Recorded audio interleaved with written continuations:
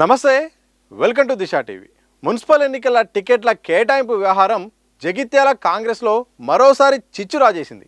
ఈ ఇష్యూపై కాంగ్రెస్ మాజీ MLA Jeevan Reddy, MLA Sanjay మధ్య మరోసారి వైరం బగ్గుమంది. ఎమ్మెల్యే సంజయ్ వర్గానికే ఎక్కువ టికెట్లు ఇచ్చారని జీవన్ రెడ్డి తీవ్ర అసంతృప్తి వ్యక్తం చేశారు. 50 సీట్లలో ఎమ్మెల్యే వర్గానికి 30 సీట్లు, తన వర్గానికి కేవలం 20 సీట్లే ఇచ్చి తన మెడ కోశారని ఆవేదన వ్యక్తం చేశారు. ఈ క్రమంలో జీవన్ రెడ్డి ఇంటికి భారీగా చేరుకున్న కాంగ్రెస్ నేతలు, కార్యకర్తలు ఎమ్మెల్యే సంజయ్పై బూతులతో రెచ్చిపోయారు. పార్టీ మారి మా కాంగ్రెస్లోకి వచ్చావు, ఏనాడైనా కాంగ్రెస్ జెండా మోసారా, ఇప్పుడు పార్టీలోకి వచ్చి మా కడుపు కొట్టారు అంటూ రెచ్చిపోయారు. ఇక సంజయ్ కాంగ్రెస్లోకి రావడాన్ని జీవన్ రెడ్డి మొదటి నుండే విభేదిస్తూ ఉన్నారు. ఈ క్రమంలో మున్సిపల్ ఎన్నికల్లో సంజయ్ సంగతి ఏంటో చూస్తానంటూ ఇటీవల జీవన్ రెడ్డి స్ట్రాంగ్ వార్నింగ్ సైతం ఇచ్చారు. ఈ క్రమంలో గత నెల 26న ప్రజాభవన్లో జరిగిన మంత్రుల మీటింగ్ కూడా జగిత్యాల కాంగ్రెస్ వివాదంపైన సాగిందనే ప్రచారం జరిగింది. సీఎం రాష్ట్రంలో లేని సమయంలో డిప్యూటీ సీఎం బట్టి, ఉత్తమ్ కుమార్ రెడ్డి, అలాగే శ్రీధర్ బాబు, అడ్లూరి తదితరులు పాల్గొన్న ఈ సమావేశం రాష్ట్ర రాజకీయాల్లో సంచలనం రేపింది. పాలనాపరమైన అంశాలపై చర్చించేందుకే మంత్రులందరం సమావేశమయ్యామని మీటింగ్ వచ్చిన మినిస్టర్లు క్లారిటీ ఇచ్చారు. పైకి అలా చెప్పినా అంతర్గతంగా జగిత్యాలలో జీవన్ రెడ్డి వర్సెస్ సంజయ్ మధ్య విభేదాలపై చర్చించినట్టు ప్రచారం జరిగింది. ఇదే నిజమైతే మంత్రులు ప్రత్యేకంగా సమావేశమైన జగిత్యాల కాంగ్రెస్లో విభేదాలకు పరిష్కారం దొరకలేదా అనే చర్చ తెర మీదకి వస్తుంది. మంగళవారం మున్సిపాలిటీ నామినేషన్ల ఉపసంహరణకు ఆఖరి తేదీ కావడంతో ఉదయం నుంచే జీవన్ రెడ్డి వర్గీయులు తీవ్ర స్థాయిలో ఆందోళన వ్యక్తం చేస్తున్నారు. సంజయ్ ఇంటిని ముట్టడిస్తామని హెచ్చరించారు. దీంతో ఎమ్మెల్యే ఇల్లు, క్యాంపు కార్యాలయం వద్ద పోలీసులు భారీ బందోబస్తు ఏర్పాటు చేశారు. ఇక కొంతకాలంగా ఎప్పుడైతే బీఆర్ఎస్ పార్టీ గుర్తుపై గెలిచిన సంజయ్ కుమార్ కాంగ్రెస్లో చేరారో అప్పటి నుండి కూడా ఇక జీవన్ రెడ్డికి, సంజయ్కి అసలు పొసగడం లేదు. నేరుగానే జీవన్ రెడ్డి గారు అయితే మాత్రం ఎలా చేర్చుకుంటారు, కాంగ్రెస్ కార్యకర్తల పరిస్థితి ఏంటి, నా గొంతు కోస్తున్నారు, నేను పార్టీ కోసం ఇంత కష్టపడితే ఈరోజు కష్టకాలంలో ఉన్నప్పుడు పార్టీని కాపాడే ప్రయత్నం చేస్తే ఈరోజు పక్క పార్టీలో గెలిచిన వ్యక్తిని చేర్చుకొని మా క్యాడర్కి ఏం చెప్పాలి, అలాగే మా లీడర్లకి ఏం చెప్పాలి, నన్ను నమ్ముకొని ఎంతోమంది ఉన్నారు, నేను కాంగ్రెస్ పార్టీ కోసం సేవ చేస్తే ఇలా చేర్చుకుంటూ పోతే ఎలా బతకాలని కూడా ఆయన ఏ సందర్భం వచ్చినా విమర్శిస్తూనే ఉన్నారు. అలాగే గాంధీ భవన్లో ఈ మధ్యకాలంలో కూడా ఎప్పుడైతే ఈ యొక్క ఎన్నికల సంబంధించిన సన్నాహక సమావేశం జరిగినప్పుడు అక్కడ కూడా సంజయ్ హాజరు కావడాన్ని ఆయన తప్పుపట్టారు. సంజయ్ అసలు ఏ పార్టీ నుండి పోటీ చేశారు, అసలు గాంధీ భవన్కి ఎలా వస్తారు, ఎలా మీటింగ్కి వస్తారంటూ కూడా ఆయన బయటకు వచ్చి కూడా ఆవేదన వ్యక్తం చేశారు. దాంతో ఏ సందర్భం వచ్చినా కానీ తన యొక్క ఆవేదనను ఆందోళన రూపంలో వ్యక్తం చేసే పరిస్థితి తీసుకొస్తున్నారు. ఈ మధ్య కాలంలో ధర్మపురి అరవింద్ బీజేపీ ఎంపీ కూడా జీవన్ రెడ్డి గారికి మద్దతు ఇచ్చారు. ఆయన కాంగ్రెస్ పార్టీ నేత అయినప్పటికీ కూడా ఆ వయసులో కాంగ్రెస్ పార్టీ చేస్తున్న విధానం బాగలేదు, ఆయన వయసుకు గౌరవించాలి, అలాగే అలాంటి సీనియర్లను రెస్పెక్ట్ చేయాల్సిన అవసరం ఉంది, అసలు సంజయ్ ఏ పార్టీ ఆయనే చెప్పాలి, దమ్ముందా, అసలు ఏ పార్టీలో ఉన్నాడో అని చెప్పుకునే దమ్ముందా, అలాంటి వ్యక్తి ప్రచారం చేసే హక్కు ఎక్కడిది, కాంగ్రెస్ నేను ఇప్పుడు ఆయన జీవన్ రెడ్డి గారిని కలవాల్సిన అవసరం ఉండే, కానీ ఎన్నికల కారణంగా నేను కలవలేకపోతున్నాను, కాంగ్రెస్ పార్టీ పెద్దలు ఇప్పటికైనా ఆలోచించాలి, అలాంటి సీనియర్లను ఇబ్బంది పెట్టొద్దంటూ కూడా ఈ మధ్యకాలంలో ఆయన చేసిన వ్యాఖ్యలు పెద్ద సంచలనంగా మారిపోయాయి. ఇక బల్మూరు వెంకట్ చేసిన వ్యాఖ్యలు కూడా ప్రధానంగా చర్చనీయాంశమైంది.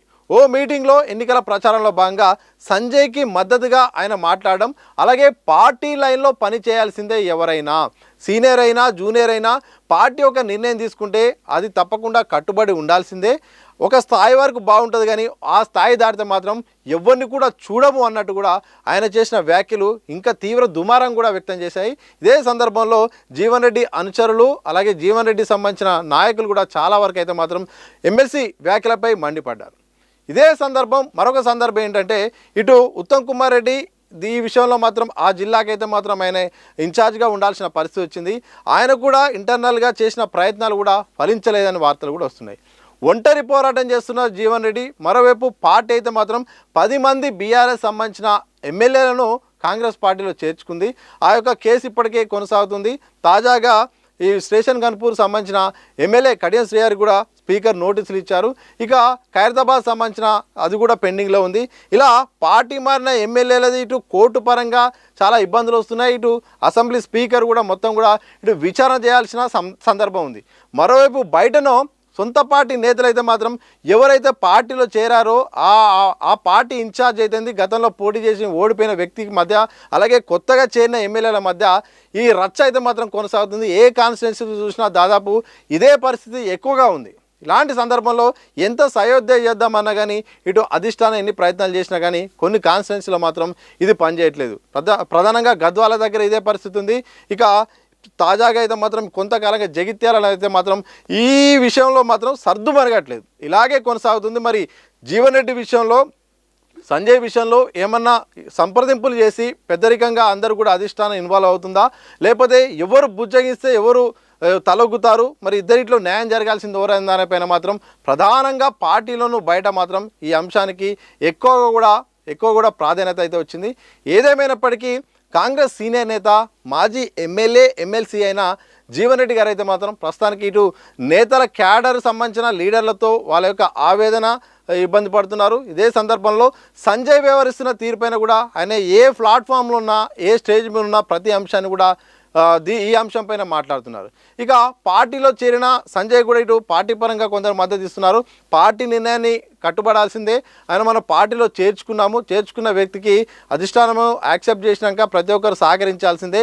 ఇలా కొట్టుకోవడం వల్ల, ఇలా ఒకరిపై ఒకరు విమర్శించుకోవడం వల్ల పార్టీ ఇమేజ్ అనేది ఇబ్బందికరంగా మారి అది ప్రత్యర్థులకు ఆయుధాలుగా మారుతుంది, వారికి గెలిచే అవకాశాలకు అడ్డాగా మారుతుంది. ఇలాంటి సందర్భం రావద్దని కూడా ఇప్పటికే పీసీసీ వర్గాలు చాలా ప్రయత్నాలు చేస్తున్నాయి. ఎంత ప్రయత్నాలు చేసినా మాత్రం జగిత్యాల కాంగ్రెస్లో మాత్రం చిచ్చు కొనసాగుతుంది. నేతల మధ్య వైరము చాలా రోజు రోజుకు దూరం పెరిగిపోతుంది.